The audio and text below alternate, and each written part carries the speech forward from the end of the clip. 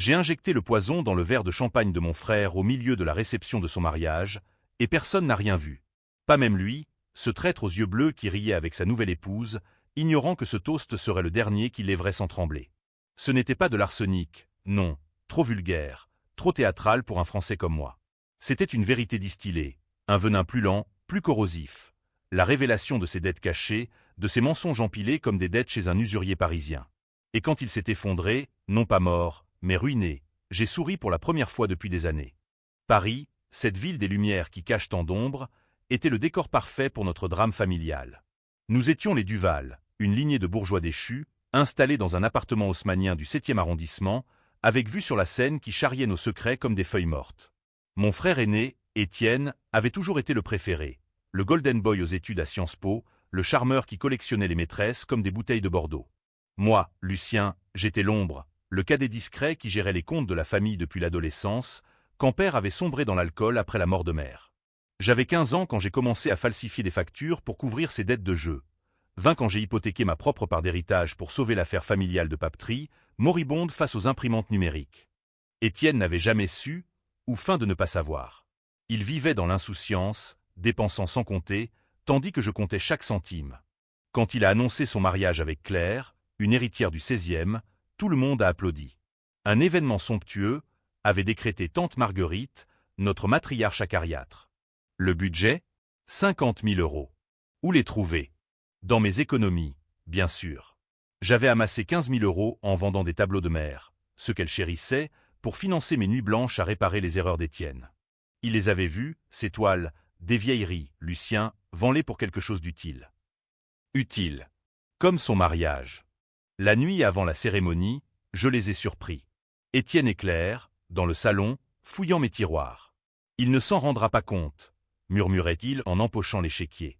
15 000 € prélevés sur mon compte sans un mot. Pour les fleurs, les robes, le traiteur étoilé de la Tour Eiffel. Père, complice muet, hochait la tête, c'est pour la famille, fiston. Famille. Ce mot me brûlait comme de l'acide. J'aurais pu hurler, appeler la police, mais non. À Paris, on ne crie pas, on intrigue. On attend le bon moment, comme un vin qui mûrit en cave. Le mariage eut lieu à Saint-Philippe-du-Roule, église aux vitraux qui filtrait la lumière comme des mensonges. Je portais le témoin, un rôle ironique. Étienne, rayonnant en queue de pie, me tapa l'épaule. Merci, petit frère. Sans toi, rien de tout ça. Sans moi? J'ai ri intérieurement. La réception suivit au pavillon Dauphin, sous les lustres de cristal, où caviar et foie gras coulaient à flots. C'est là que j'ai glissé l'enveloppe dans la poche de son père, un notaire corrompu que j'avais payé pour fouiller les archives. Dedans, les preuves. Factures falsifiées, transferts occultes, et surtout, le secret que j'avais exhumé des caveaux familiaux, celui que personne ne connaissait. Mère n'était pas morte d'un accident de voiture, comme on le racontait. Étienne l'avait tuée. Pas de ses mains. Oh non, il était trop lâche pour ça. Mais par négligence criminelle. La nuit de ses 18 ans, il avait pris la Twingo de père pour une virée avec des amis, ivre-mort. Mère, inquiète, était sortie le chercher. Collision frontale sur le périphérique. Étienne s'en était sorti avec des égratignures, jurant le silence à père en échange d'une couverture. C'était un chauffard, Lucien. Maman est partie en paix. Mensonge. J'avais trouvé les rapports d'autopsie, payé un flic véreux pour les copies. 15 ans de deuil faux, et moi qui portais le poids, gérant les cauchemars de père en silence.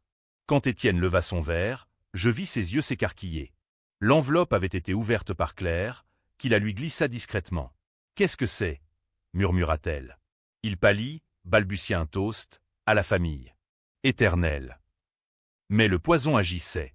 Pendant le discours du père du marié, un appel anonyme, le mien, via un burner phone, fit sonner le portable d'Étienne. Voix déformée. Votre frère sait tout. Les 15 000, le vol, et le sang de votre mère sur vos mains. Il se figea, le champagne se renversa sur sa chemise. Les invités rirent, pensant à une maladresse. Moi, je bus une gorgée, savourant le sel de la sueur sur son front. La soirée dégénéra lentement. Claire, sentant le vent tourner, s'éclipsa aux toilettes. J'y allai après elle, la trouvant penchée sur le lavabo, mascara coulant. Il m'a menti sur tout, sanglota-t-elle. Les dettes, l'héritage. Et toi, Lucien, pourquoi tu n'as rien dit? Je haussai les épaules. Parce que la vengeance, c'est une affaire de précision, pas de cris. Elle me supplia de l'aider, offrit une nuit en échange du silence. Tentante, claire, avec ses courbes sous la robe de satin. Mais non. J'étais là pour détruire, pas pour réparer. Aidez-moi ou je dis tout. Elle choisit le silence, pour l'instant. De retour à la table, Étienne me confronta dans un coin sombre. C'est toi, hein? Les appels, l'enveloppe. Sa voix tremblait, mélange de rage et de peur. Je souris. 15 000 €, Étienne. Plus les intérêts moraux. Il me gifla, un geste impulsif qui fit tourner les têtes. Tu es jaloux. Toujours le petit frère aigri. Jaloux? Peut-être. Mais surtout trahi. Père intervint, traînant Étienne dehors pour une discussion d'hommes. Je l'ai suivi discrètement, ombre dans les jardins du pavillon. Il bluffe, fiston. Lucien n'a pas les tripes. Étienne hocha la tête, mais je vis le doute ronger ses traits. Cette nuit-là, rentré dans mon appartement exigu de Montmartre, je sortis le dossier complet. Photo jaunie de l'accident, relevé bancaire falsifié où j'avais géré ses dettes. Moi, qui portais le chapeau fiscal depuis des années, déclaré comme le gestionnaire irresponsable pour couvrir ses fraudes. J'avais pris la faute pour lui, face aux huissiers, signant des aveux pour sauver la famille. Tu es le bouc émissaire parfait, m'avait-il dit un jour, mi-figue mi-raisin. Parfait. Maintenant, il paierait. Le lendemain, les premières fissures apparurent. Un article dans le Figaro, fraude fiscale chez les Duval, un héritier dans la tourmente. Pas mon nom, non, le sien. J'avais anonymisé les fuites via un journaliste freelance, payé en liquide.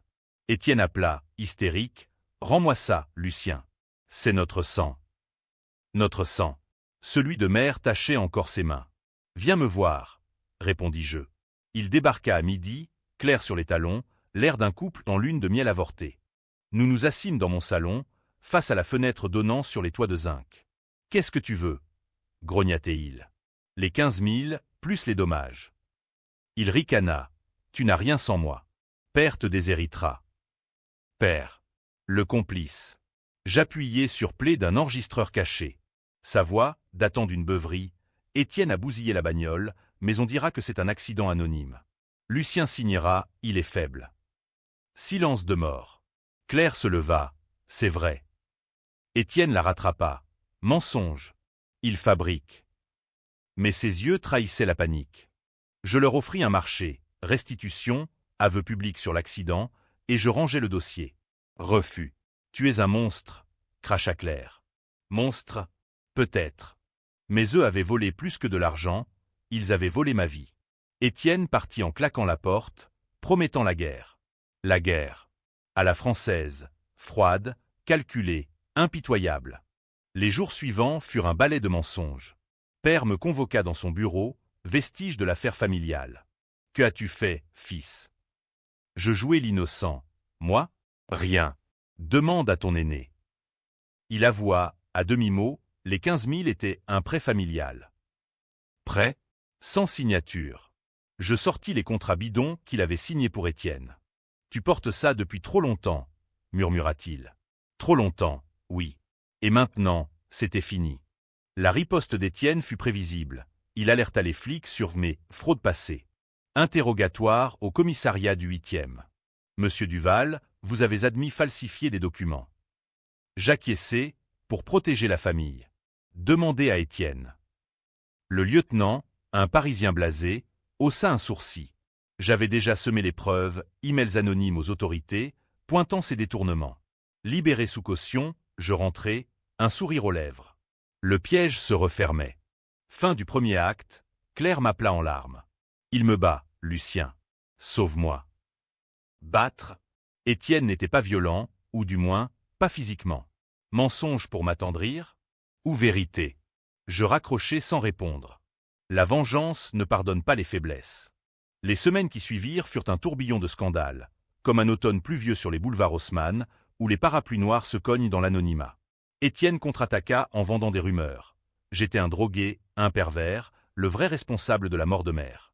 Il l'a poussé au suicide par son égoïsme, clama-t-il à nos cousins lors d'un dîner forcé chez tante Marguerite. Elle, avec son chignon serré et ses perles de culture, secoua la tête. Lucien, toujours si mélodramatique. Mélodramatique? J'aurais pu rire, Si le poison n'avait pas déjà commencé à ronger mes propres veines. Non, pas le regret, mais la fatigue d'un homme qui porte trop de masques. Je décidai d'accélérer. Contacter un avocat, Maître Lefebvre, un renard du palais de justice, spécialisé dans les affaires familiales tordues. Votre frère est vulnérable, me dit-il en sirotant un café noir dans son cabinet de la rue de Rivoli. Les dettes de jeu remontent à 2010. Et l'accident. Oh, c'est du pénal pur. Je lui tendis le dossier, enrichi de nouveaux éléments, témoignages d'amis d'Étienne, achetés au prix fort dans les bars de Pigalle. Poursuivi pour vol aggravé et recel de secrets familiaux. Il sourit.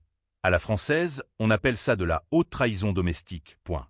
Pendant ce temps, Claire jouait double jeu. Elle m'envoyait des messages cryptés. Il planifie de te ruiner. Viens me voir ce soir. Rendez-vous dans un bistrot anonyme du Marais, où l'odeur de friture masquait les confidences. Elle arriva en trench coat, cheveux lâchés, l'air d'une espionne de film noir. Étienne, c'est pour nous, ou ce qu'il imagine. Il veut te faire interner. Nous? Il n'y avait jamais eu de nous, mais son imagination l'avait servi pour justifier le vol. Lucien est obsédé, il nous harcèle. Obsédé. Le mot me fit grincer des dents. Je lui tendis un verre de vin. Aidez-moi à le coincer, et je vous protège. Elle hésita, puis signa un affidavit, aveu sur le vol, sur les mensonges d'Étienne. En échange, la moitié des 15 000, une misère pour elle, une fortune pour moi. Mais Claire avait ses propres secrets. Tandis qu'elle parlait, je vis un tic nerveux à son poignet, un bracelet que mère portait le soir de l'accident. « Où avez-vous eu ça ?» demandai-je. Elle blêmit. « Étienne. Un cadeau de fiançailles. » Mensonge. J'avais vu la photo d'autopsie, le bijou arraché dans la collision, remis à Étienne par la police comme bien personnel. Il l'avait gardé, trophée macabre, et offert à sa fiancée. Le twist me frappa comme un coup de poignard. Claire n'était pas innocente. Elle savait, ou devinait. « Vous êtes complice, » murmurai-je. Elle nia, mais ses yeux fuirent vers la porte. Je la laissai partir, le poison de la suspicion s'infiltrant en moi. Père, sentant le vent tourner, tenta la réconciliation. Invitation à déjeuner au Procope, le plus vieux café de Paris, où Voltaire avait conspiré. Fils, arrête ça. Étienne est brisé. Brisé? Je regardais ses mains tremblantes sur la fourchette. Et moi, père? Les années à payer pour ses erreurs. Il avoua enfin, l'accident. J'ai couvert pour lui. Tu étais si jeune, si fiable. Fiable. Le bouc émissaire. Je sortis une lettre de mère, trouvée dans ses papiers. Si quelque chose m'arrive, protège Lucien. Étienne est un feu follet. Feu follet. Elle savait son imprudence. Père pleura, première fois depuis des lustres. Pardonne-nous. Pardon? À la française, le pardon est un luxe pour les faibles. Les poursuites judiciaires s'emballèrent. Audience préliminaire au tribunal de grande instance de Paris, salle aux boiseries sombres où les échos des verdicts passaient planaient comme des fantômes. Étienne, défendu par un ténor du barreau, nia tout. Mon frère est paranoïaque, un menteur pathologique. Claire témoigna en sa faveur, rétractant son affidavit sous prétexte de pression. Trahison bis. Mais Maître Lefebvre produisit les preuves irréfutables, virement tracé, enregistrement. Le juge, une femme aux lunettes sévères, ordonna une expertise comptable. Monsieur Duval Junior, vous risquez 5 ans. Étienne me foudroya du regard depuis le banc des accusés. Je soutins son œil, impassible. Dehors, la presse s'empara de l'affaire. Drame familial chez les Duval, vol d'héritage et secret mortel. Les tabloïds titraient « Le frère maudit contre l'héritier volé ». Volé? J'étais le voleur, aux yeux du public. Lettres anonymes arrivèrent chez moi. Tutoie, parasite. Paris, ville de lumière, mais aussi de ténèbres. Je changeai de verrou, dormis avec un couteau sous l'oreiller. Pourtant, la nuit, je revivais l'accident en rêve. Phares aveuglants, cris étouffés. Étais-je vraiment innocent? J'avais gâché ma jeunesse pour eux, portant le fardeau comme un Christ laïque. Mais la vengeance me rendait-elle pire? Un soir, Étienne surgit chez moi, saoul, Claire absente, divorcé de fait. Finissons en grognatait-il, poing serré. Bagarre dans le couloir étroit, coup maladroit, sang sur les murs crème. Je le plaquai au sol, genou sur sa poitrine. Dis la vérité, ou je publie tout. Il cracha. Mère méritait pas mieux. Elle nous étouffait avec ses leçons. Haine viscérale. Je le relâchai, écœuré. Il partit en titubant, jurant Tu paieras, Lucien. Par le feu. Le feu vint littéralement. Le lendemain, incendie dans l'appartement familial. Père, endormi, sauvé de justesse par les pompiers. Étienne accusé d'arson. Tentative de meurtre pour effacer les preuves? Non, il jure à mon nom, Lucien a des contacts louches. Faux. Mais le doute s'installa. Tante Marguerite coupa les ponts, tu as empoisonné la famille. Empoisonné. Ironie. Claire réapparut, suppliante, aide-moi à fuir. Il est fou. Je l'emmenai à Orly, billet pour Nice. Dans la voiture, confession, je savais pour le bracelet. Il m'a dit que c'était un talisman. Talisman de mort. À l'aéroport, je lui glissai une enveloppe, 5 000 €, reste après impôt. Pars et oublie. Elle embrassa ma joue. Tu es meilleur que lui. Meilleur? La ligne était floue. L'expertise comptable tomba, Étienne coupable de détournement massif. 10 ans de prison ferme, plus restitution triple. Père, ruiné, vendit l'appartement haussmannien. Moi, j'héritais des dettes, ironie finale. Mais la vraie victoire? La publication du livre, anonyme, mais tous savaient. Le sang des Duval, best-seller sulfureux. Twist, dedans, j'avouais ma part, les falsifications volontaires, le plaisir secret de la manipulation. Étais-je le héros ou le vilain? La presse se déchaîna, vengeance ou calomnie. Débats enflammés sur France Inter. Certains me virent martyr, d'autres psychopathe. Paris bruissait de mon nom, murmurait dans les salons et les métros. L'été 2025 enveloppa Paris d'une chaleur poisseuse, comme un linceul sur nos plaies ouvertes. Étienne purgeait sa peine à Fresnes, prison aux murs gris où les échos des regrets se mêlent aux cris. Père s'était retiré en Provence, dans la maison de vacances que mère adorait, ironie, car c'est laquelle avait écrit sa dernière lettre. Moi, Lucien, je flottais dans un limbo étrange, libre, mais enchaîné à l'ombre de ma revanche. Les 15 000 € restitués, dilapide en honoraires légaux, taxes, et un don anonyme à une association contre les violences familiales. Pas de triomphe financier, juste une purge morale, aigre comme un sauterne éventé. Claire avait disparu à Nice, mais pas pour longtemps. Lettre arrivée par la poste, parfum de jasmin. Je reviens. Pour toi. Pour moi? L'idée me tordait l'estomac. Était-ce de l'amour naissant ou un nouveau piège? Paris, avec ses cafés bondés et ses amours fugaces, m'offrait une pause. Je repris mon boulot de comptable freelance, dans un bureau exigu de Belleville, entouré d'immigrés qui me traitaient en frère, ironie, après les Duval. Mais les nuits étaient hantées, rêve où Étienne hurlait traître. Depuis sa cellule, et moi, riant au-dessus d'un gouffre. Tante Marguerite organisa une réconciliation familiale, un euphémisme pour un guet-apens. Dîner au train bleu, gare de Lyon, sous les fresques orientales qui masquaient mal les rancunes. Père, vieilli de 10 ans, leva son verre, à la paix. Paix? Je hochai la tête, mais glissai discrètement une clé USB sous la nappe. Enregistrements finaux, ceux d'Étienne avouant l'incendie. Père, lis ça plus tard. Il pâlit, comprit. Marguerite, sentant la tension, attaqua. Tu as détruit ton frère pour de l'argent. Monstre. Monstre. Le mot revint, lancinant. Non, pour la vérité. Celle que vous avez tous enterrée avec mère. Le dîner dégénéra en cris. Père défendit Étienne mollement. Il a payé. Payé? Fresnes n'efface pas le sang. Je partis avant le dessert, laissant une note. La famille est un cancer. Opéré. Dehors, la gare bruissait de voyageurs anonymes. Envieux, je l'étais. Ma vie, un train déraillé. Claire débarqua 2 jours plus tard, valise à la main, air résolu. Je divorce officiellement. Et je veux qu'on recommence. Recommencer? Elle s'installa chez moi, transformant mon antre spartiate en nid douillet, rideaux fleuris, vin rosé au frigo. Au lit, elle était feu contrastant avec l'obsession froide de ma vengeance. Tu m'as sauvé, murmurait-elle. Sauvé? Ou utilisé? Nos nuits étaient passionnées, mais parsemées de doutes. Un soir, fouillant son téléphone, faiblesse humaine, je vis les messages, échange avec Étienne en prison. Il te haïssait, mais moi je t'aime. Patience. Patience pourquoi? Un nouveau vol? Le doute me rongeait, mais je jouais le jeu.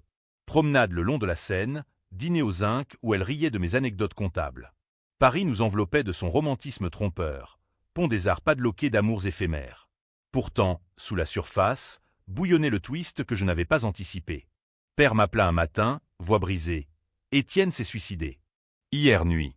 Note pour toi, dis à Lucien que j'ai menti sur tout. Le bracelet. C'était pour elle, pas pour moi. Elle, Claire. Le monde vacilla. Je confrontai Claire ce soir-là, dans notre cuisine exiguë. Le bracelet de mer. Étienne te l'a donné après l'accident. Elle fondit en larmes. Oui. Il m'a tout dit, dès notre première nuit. L'accident, le vol. Il voulait que je t'espionne, pour te piéger. Piéger? Pour me faire passer pour le fou, justifier un internement, et hériter seul. Le complot s'étoffait. Étienne, matois même derrière les barreaux, avait manipulé Claire comme une marionnette. Mais je suis tombée amoureuse de toi, plaida-t-elle. Amoureuse? Ou actrice accomplie? La rage remonta, pure, viscérale. J'appelai maître Lefebvre, nouveau dossier. Complot conjugal. Mais avant, j'invitai Claire à un dîner d'adieu au sommet de la Tour Eiffel, romantique, fatal. Là-haut, vent fouettant nos visages, je la poussai contre la rambarde. Choisis, vérité ou chute. Métaphore. Bien sûr, Paris n'est pas pour les suicides spectaculaires. Elle avoua. Étienne m'a promis la maison en Provence. Mais toi, tu es différent. Différent. Assez pour la croire? Non. Je la laissai partir, avec un billet pour l'Espagne. Ne reviens pas. Père arriva le lendemain, fracassé. C'était un piège, fils. Étienne haïssait Claire autant que toi. Haïssait? Le suicide prenait sens. Découvert, il préférait la mort à l'humiliation. Nous pleurâmes ensemble, première fois, catharsis française, larmoyant et inefficace. J'ai géré les dettes pour rien, murmurai-je. Il secoua la tête. Non, pour l'honneur. Le tien. La presse relança l'affaire. Suicide en prison, vengeance fratricide. Débats enflammés, pétition pour ma libération. Non, j'étais libre, mais jugé par l'opinion. Héros ou assassin moral. Les plateaux télé m'invitaient. Je refusai, préférant l'ombre. Tante Marguerite, repentie, légua sa part, pour réparer. Réparer? Trop tard. Mais le vrai chaos trao vint d'un appel anonyme, voix de Claire, depuis Madrid. Lucien, Étienne n'est pas mort. Fausse pendaison, évasion aidée par un gardien corrompu. Il vient pour toi. Le cœur s'emballa. Twist final. Le frère fantôme, ressuscité pour la revanche inverse. Paris devint terrain de chasse, nuit blanche à guetter les ombres dans les ruelles de Montparnasse. Étais-je chasseur ou proie? Je préparais mes armes, non un flingue, vulgaire, mais un nouveau dossier, preuve de l'évasion, monnayé auprès du gardien via un intermédiaire. Rendez-vous au Père-Lachaise, envoyé-je par texto tracé. Cimetière mythique, tombe de Molière et Proust, décor pour notre duel fraternel. Minuit, lune voilée. Étienne surgit d'une allée, silhouette émaciée, finissons en petit frère. Nous nous affrontâmes verbalement d'abord, accusations croisées, larmes et rires hystériques. Tu m'as volé ma vie, cracha-t-il. Et toi, la mienne, et celle de mère. Puis, le geste, il sortit un couteau, lueur argentée. Je reculai, trébuché sur une pierre tombale. Lutte au sol, terre humide, comme un accouchement à rebours. Je le désarmai, l'âme contre sa gorge, dis adieu. Mais hésiter. Tuer? Ça ferait de moi le monstre qu'il voyait. Au lieu, je l'attachai, appelai les flics. Frère en fuite, tentative de meurtre. Il hurla. Tu gagnes rien. Claire est à moi. Claire? De retour? Non, le gardien avait vendu des infos. Étienne arrêté à nouveau, cette fois pour évasion et agression. Procès express, perpétuité probable. Pourtant, la victoire sonnait creux. Père mourut un mois plus tard, cœur brisé. Funérailles sobres à Passy, pluie fine. Moi, seul héritier, vendis tout, appartement, affaires. Parti pour Marseille, nouveau départ. Mais le twist final? Une lettre de Claire, postée d'Espagne, je porte ton enfant. Étienne le savait, c'est pour ça qu'il a voulu te tuer. Reviens-moi. Enfant? Le mien ou le sien? Sang Duval, empoisonné à la source. Paris s'effaçait derrière moi, mais la vengeance, elle, persistait éternelle, comme la Seine. Marseille m'accueillit comme une maîtresse volage. Port bruissant, Mistral cinglant, odeur de bouillabaisse et de sel. J'y louai un appartement au Panier, quartier labyrinthique où les secrets se noient dans les ruelles étroites. Loin de l'hypocrisie haussmannienne, ici on vivait à vif, pêcheurs italiens, artistes maudits, un melting pot qui masquait mes cicatrices. Pourtant, la lettre de Claire me hantait. Ton enfant. Vrai? Faux? Un nouveau piège pour me ramener dans le giron des Duval? J'ignorais les appels, bloquais les numéros, mais le doute s'infiltra comme le sirocco, chaud et suffocant. Ma nouvelle vie prit forme lentement.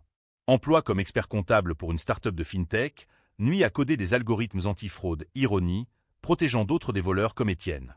Amis éphémères, un barman corse nommé Lucas, qui versait des pastis en écoutant mes silences.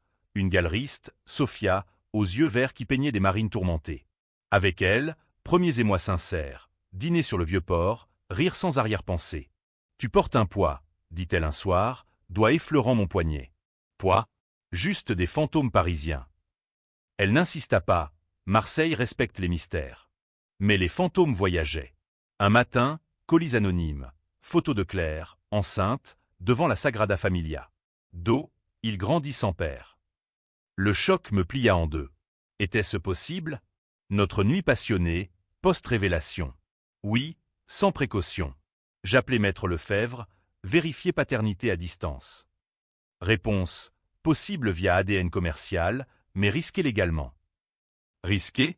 Avec Étienne en tôle, Claire pouvait réclamer tout, garde, pension, vengeance. Je volais à Barcelone, impulsif, billet low cost. Rencontre dans un café gothique, ombre des flèches de Gaudi planant comme des jugements. Claire, ronde, rayonnante malgré les cernes, Lucien. Étreinte hésitante, puis café noir. C'est le tien. Testé en clinique privée. Preuve, rapport ADN, 99,9%. Le monde bascula. Pourquoi ne pas dire avant? Demandai-je. Elle pleura, peur. Étienne menaçait de tout révéler, notre liaison imaginaire, pour te discréditer. Liaison imaginaire? Le complot s'épaississait. Il avait fabriqué des photos truquées, envoyées à la presse pour me salir. Nous parlâmes des heures, son exil forcé, la solitude, l'amour vrai né des cendres. Reviens avec moi, supplia-t-elle. Revenir? À Paris ou à Marseille? Pas encore. Laisse-moi digérer. Je partis, promesse de soutien financier en poche, 5 000 de plus, dette close. En avion, larmes coulant. Péroude, ce mot français, paternité, sonnait comme une sentence. De retour, Sophia sentit le changement. Parti? Demanda-t-elle, pinceau en main. J'avouai tout, vol, accident, suicide raté, bébé surprise. Elle posa son outil, tu es un roman à toi seul. Mais les Duval t'ont marqué au fer. Marqué, oui. Nous fîmes l'amour ce soir-là, tendre, sans chaîne. Mais le lendemain, alerte, Étienne avait engagé un avocat pour contester la paternité. Mon enfant, clamait-il depuis Fresnes. Mensonge éhonté, mais suffisant pour un test judiciaire. Le procès s'ouvrit à Paris, palais distant et froid. Moi contre mon frère invisible, via visioconférence. Étienne, amaigri, accusateur, Lucien m'a piégé avec Claire. C'est sa vengeance perverse. Claire témoigna, main sur ventre, c'est à lui. À nous. Le juge ordonna test ADN officiel. Attente interminable, semaine où je naviguais entre Marseille et la capitale, Sophia comme encre fragile. Choisis la vie, pas la haine, me dit-elle. Résultat, confirmé. Paternité mienne. Victoire douce amère. Étienne hurla à l'écran. Tu voles tout. Même mon fantôme d'enfant. Gardien coupa. Claire déménagea à Marseille, appartement près du mien. Naissance en octobre. Petit Jules, yeux bleus comme Étienne, mais sourire innocent. Je tins sa main minuscule, cœur gonflé, rédemption. Mais le passé mordait. Tante Marguerite, mourante, appela. Viens. Pour clore. Chevet à Neuilly, chambre aseptisée. J'ai menti sur tout, murmura-t-elle. Secret final. Mère avait un amant, un artiste qui m'avait conçu, pas père. Étienne savait, haïssait sa légitimité volée.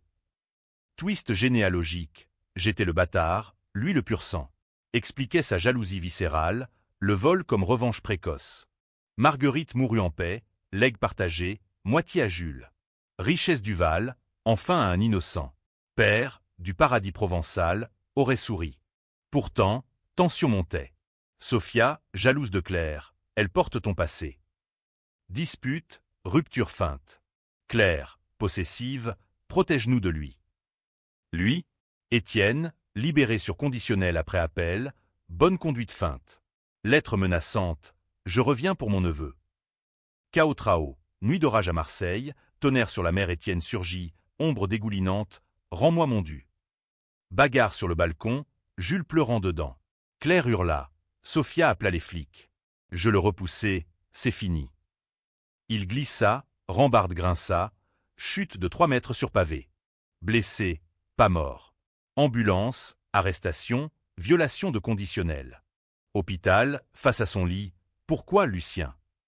J'hésitai, parce que la famille n'est pas sans mes choix. Il pleura, pardonne.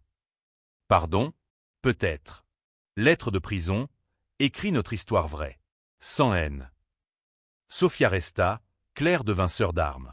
Jules grandit, ignorant les ombres. Vengeance close, ou cycle recommençant. L'hiver 2026 enveloppa Marseille d'un manteau gris, où le Mistral hurlait des vérités non dites. Jules avait 6 mois, un bébé au rire contagieux qui effaçait les rides de mon âme. Claire et moi, on naviguait un équilibre précaire, parents unis par nécessité, amants par habitude tiède. Sophia, partie pour un atelier à Lisbonne, laissait un vide. « Reviens quand tu auras exorcisé tes Duval », avait-elle écrit. Exorcisé? Facile à dire, quand Étienne, de sa cellule, envoyait des missives hebdomadaires, poèmes larmoyants, demandes de visite. Pour Jules, signait-il. Pour Jules ou pour Ronger? Je refusai d'abord. Mais la curiosité ou la pitié l'emporta. Visite à la Valentine, prison provençale au barbelé qui griffait le ciel bleu. Étienne, vieilli, barbe grise, merci d'être venu. Discussion hachée, regret sur l'accident, j'étais jeune, idiot, sur le vol, dette de jeu, panique. Puis, le cœur, Jules est mon salut. Laisse-moi le voir. Mon salut? Le sien. Non. Tu as empoisonné trop. Il baissa les yeux. Alors publie la suite. La vérité sur père. Vérité sur père?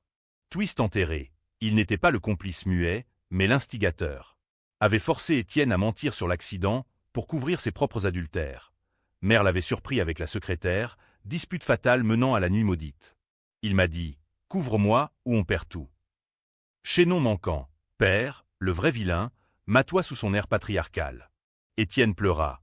J'ai porté ça pour lui, comme toi pour moi. Cycle infernal, duvalien. Je partis, tourbillonnant. Appel à Claire, on déménage. Loin. Elle accepta, emballage frénétique. Mais avant, confrontation posthume, exhumation des papiers de père, dans la maison de Provence. Lettre jaunie, aveu codé à un prêtre, j'ai tué par omission. Omission. Mot français pour meurtre lent. Je brûlais tout, cendre au vent du Luberon, rituel païen, cathartique. Départ pour Bordeaux, vignobles apaisants. Nouvelle vie. Claire ouvre une boutique de mode éthique, moi consultant en cybersécurité, ironie, chassant les voleurs numériques. Jules marche, premier mot, papa. Cœur fond. Sophia réapparaît, carte postale, lis ton livre. Mon livre? Le manuscrit anonyme, suite au sang des Duval, auto-édité sous pseudo. Titre, Le pardon volé. Dedans, j'avoue tout, ma jouissance sadique dans la chute d'Étienne, le doute sur Claire, la paternité comme chaîne. Twist final, j'imagine un monde où je pardonne, mais conclus, la revanche n'est pas finie, elle vit en nous. Lancement discret à une librairie bordelaise, pluie fine.